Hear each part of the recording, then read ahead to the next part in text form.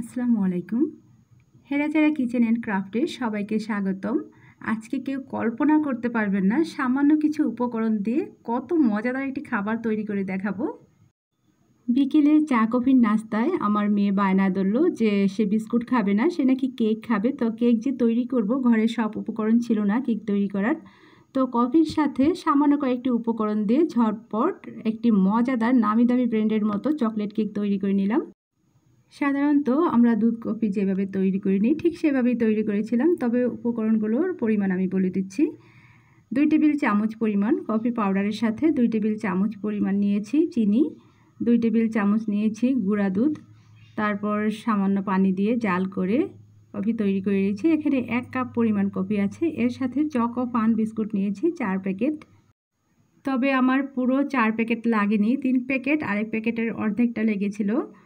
তবে আমি choco fun biscuit নিয়েছি। আপনি আপনার পছন্দ মতো যে কোনো চকলেট বিস্কুট দিয়ে এই রেসিপিটি তৈরি করতে পারেন। আমি যে বিস্কুটগুলো নিয়েছি এটা বর্তমান বাজার মূল্যে প্রতি প্যাকেটের দাম 10 টাকা করে, আর এখানে 34 গ্রাম করে প্রতিটা প্যাকেটে বিস্কুট রাখা আছে। বিস্কুটের সাথে থাকা ক্রিমটুকু আমি সাথে দিয়েছি যেন চিনির পরিমাণটা ঠিক থাকে। আধা টেবিল চামচ দিয়েছি বাটার, এর পরিবর্তে আপনি ঘি অথবা তেল দিয়েও তৈরি করতে পারেন। কাপে সবগুলো বিস্কুট ধরছিল না, তাই আমি আবার বড় বাটিতে ঢেলে নিয়েছি। সবগুলো বিস্কুট কফির সাথে মিশিয়ে নিয়েছি। হাফ চা চামচ দিচ্ছি বেকিং সোডা। প্রয়োজনে এরকম চালনি দিয়ে চেলে নিতে পারেন যেন এই মিশ্রণটা একেবারে স্মুথ হয়, একটু বিস্কুটের দানা না থাকে। ভালোভাবে মিশিয়ে নিতে হবে। কেকের জন্য বিস্কুটের মিশ্রণ আমার তৈরি। একটি স্টিলের বাটিতে সামান্য তেল ব্রাশ করে নিচ্ছি, এর উপর বিস্কুটের সেই মিশ্রণটা দিয়ে দিচ্ছি। ঢেলে নেওয়ার সময় দেখতেই পাচ্ছেন কীরকম ঘনত্বটা ছিল। সাধারণত আমরা ডিম দিয়ে যখন কেকের ব্যাটার তৈরি করি এর ঘনত্বটা যেরকম থাকে দেখতে ঠিক সেই রকমই ঘনত্বটা হয়েছে। চুলায় একটি পুরনো লোহার তাওয়া বসিয়ে দিয়েছি, এর উপর একটি পাত্র রেখেছি, পাত্রের উপর স্ট্যান্ড দিয়েছি। চুলার আঁচ 5 মিনিট হাই হিটে দিয়ে রেখে তারপর সেই বাটিটা বসিয়ে দিয়ে ঢাকনা দিয়ে ঢেকে দিয়েছি। ঢাকনার যে ছিদ্র ছিল তা টিস্যু পেপার দিয়ে আটকে দিয়েছি। চুলার তাপমাত্রা ও ধরন অনুযায়ী কারো কারো সময় একটু কম বেশি লাগতে পারে। আমার গ্যাসের চুলার তাপমাত্রা মাঝারি থেকে সামান্য কমিয়ে এটা আমি বেক করে নিয়েছি। এটা সময় লেগেছে 35 মিনিট।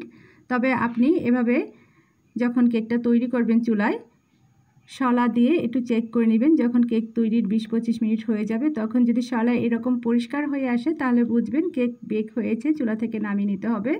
আমার কেকটা হয়েছে, আমি নামিয়ে নিচ্ছি। চুলা থেকে নামিয়ে এটা মোল্ড আউট করে নিয়েছি। আমি কেটে দেখাচ্ছি ভেতরটা কেমন হলো।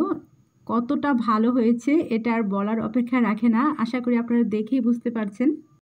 তো আজকের এই কেকটি তৈরি করতে আমার খরচ পড়লো কত আমি হিসেব দেখাচ্ছি।